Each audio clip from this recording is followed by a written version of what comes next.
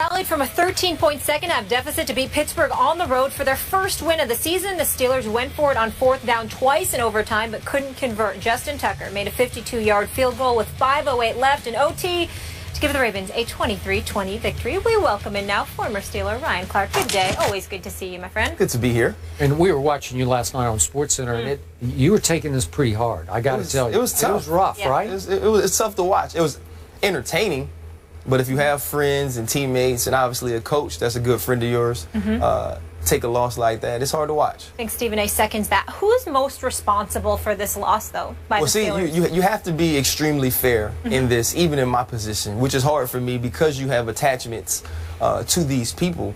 If I was stepping on here to talk about any other football team in the NFL who made this many mistakes and who basically gave a football game away, the ultimate result of that would be blaming the head coach.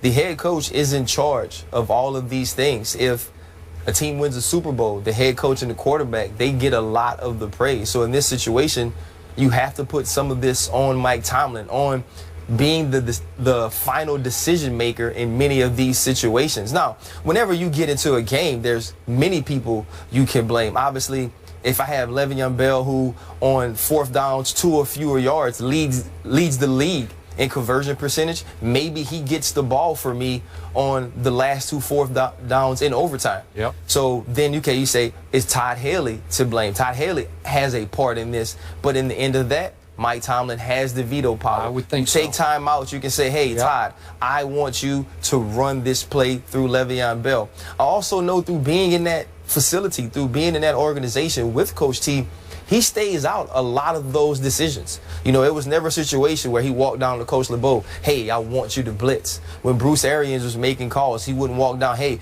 this is what I want to happen here. He delegates. He's a good head coach because he knows how to delegate jobs and give the people who he hires full ability, responsibility, and accountability to make those calls. You can also look Josh Scobie. You know, he's a guy you trade for. You lose Sean Sweesham, a 49-yarder, a 41-yarder. It's extremely difficult to kick in Pittsburgh, especially going down to that end. They've added a new screen there, so maybe it's a little different with the wind coming off the water. But it's a tough place to kick. But you have to make those kicks. So I think the game, in so many areas, the blame can be placed out play to play, person to person, but in the end and ultimately, it falls on the head and the hands of Coach Tomlin. Appreciate you saying that. Stephen A. Oh, please. We all know that, but Ryan Clark said it best, and he said it best last night. Although the head coach has veto power, Mike Tomlin, you said 2 things. Correct me if I'm wrong, Ryan Clark.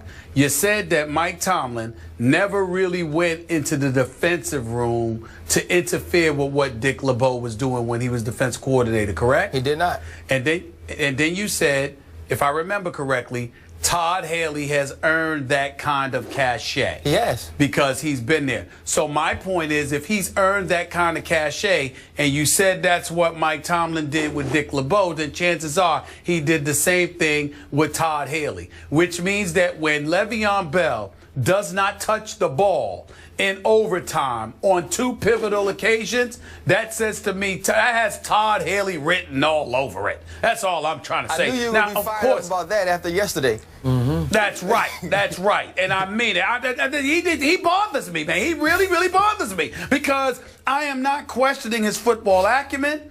I am not questioning his intelligence. I am questioning his agenda.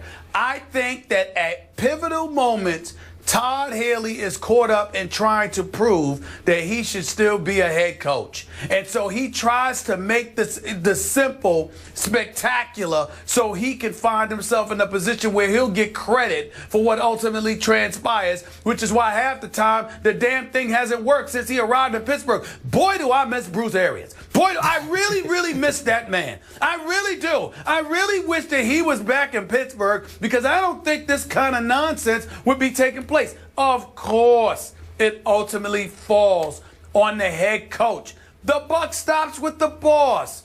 We know that. But yeah, whether it's Scobie, Scrubby, Scooby-Doo, and how he missed his 2 field goals, or it's Todd Haley trying to be, adventurous, Mr. Boy Genius in the AFC, I think his fingerprints are written all over this.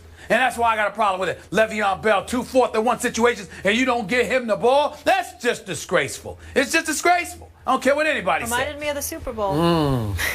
So here I am. Nothing was that bad. Nothing was as bad as Pete Carroll not giving the ball I'm teasing. Nothing was that bad. All right. So here I'm dealing with an ex-Steeler whose heart is still in Pittsburgh, and I don't blame you for that.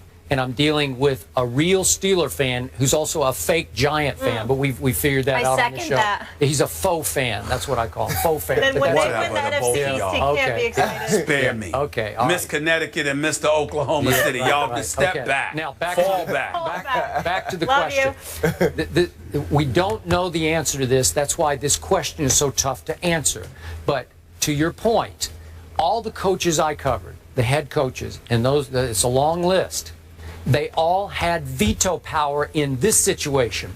4th and short in overtime or some critical moment in the game where you have a timeout and you have a chance to listen on the headset to what play might be called. And most coaches wanted to be able to say, I want you to run it or throw it, and then you pick the play. Or I want the ball in so-and-so's hands on this play. Let's make sure so-and-so touches the football. I don't know this, but I told you the other day when we talked about this. I think we talked about it twice. Clearly, Mike Tomlin loves Michael Vick, and I don't blame him for that. He respects him. He went out and brought him to Pittsburgh when maybe nobody would have given him one last hurrah.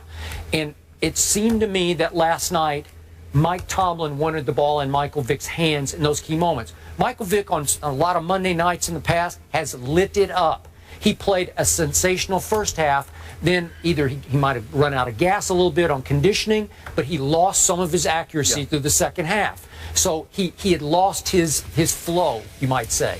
So I'm not sure I would have put the ball in his hands when you're telling me you got Le'Veon Bell. Meaning, like you said, short yardage, there's nobody better than him. His patience, his ability to wait and look and pick the hole, it's virtually unstoppable for a yard and a half. So I get what you're saying about Le'Veon, but ultimately I think Mike Tomlin said, let's let Michael have this play.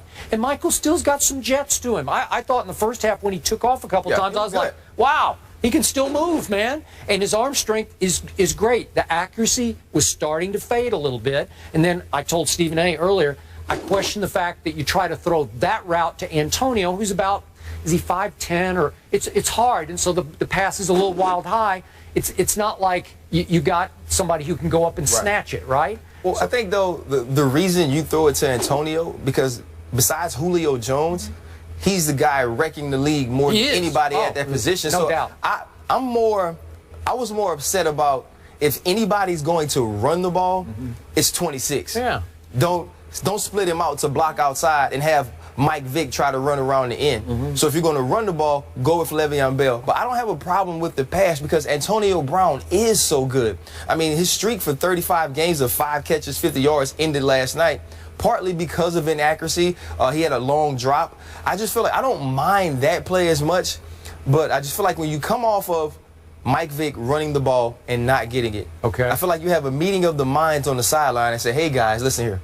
The first time didn't work. We tried to be tricky. We tried something new. And I understand what Stephen A. is saying. I actually thought about him when they had those 2 plays because I knew what he would say is that Todd Haley's trying to earn a job on these 2 plays.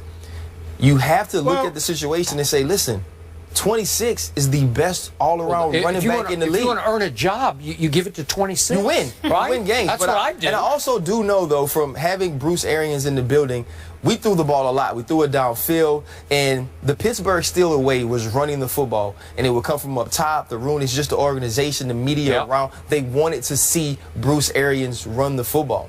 And I don't know if Mike T and Bruce ever had that conversation, but it never happened. It never materialized. And I think a large part of that was Coach Tomlin not going to him in games and saying, you know what, you run it here or you run it now. He allows his coaches freedom. He allows them to grow. And I think that's a huge reason why people want to coach for him. I agree.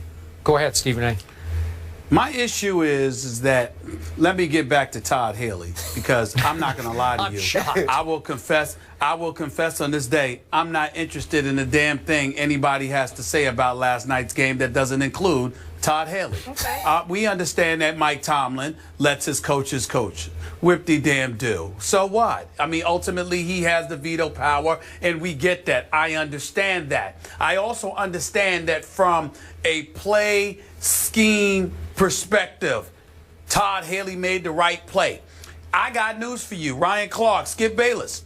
When I was hosting NFL Live for a couple of days a few months ago, Tim Hasselbeck literally sat there and highlighted, you know how y'all do, Ryan, how y'all do, I forgot what it's called, it's Telegram, whatever it is, where you're just highlighting the telestrator. That's what it is, right? The telestrator. Okay, thank you. Right, and he telestrated how the right play was called by Darrell Bevell and Pete Carroll in Seattle, and the play was actually a perfect call. I said, who the hell's arguing that? You make a very valid point. But everybody and their grandmama knows with 20 seconds on second down with a Super Bowl title on the line, you give the ball to beast mode. Because even though you know that the ball is going to him, what you gonna do about it? Yeah. And that's what I'm saying. So when we talk about Le'Veon Bell, what you gonna do about it?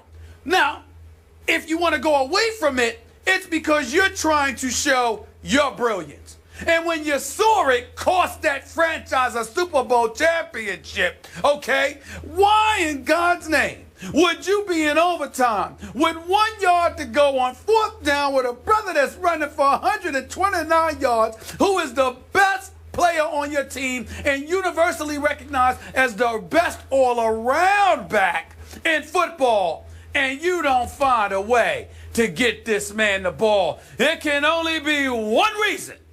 And that one reason is you want to show how brilliant you are. If anybody fits that stereotype, it's Todd Haley.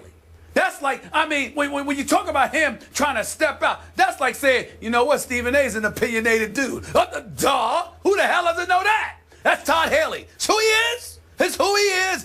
I want it to be about me. I want to show the world that I know what I'm doing.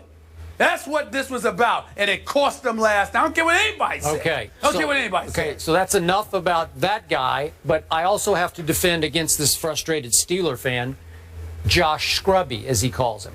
As you well know, you pointed, Scooby-Doo. whatever he is, right?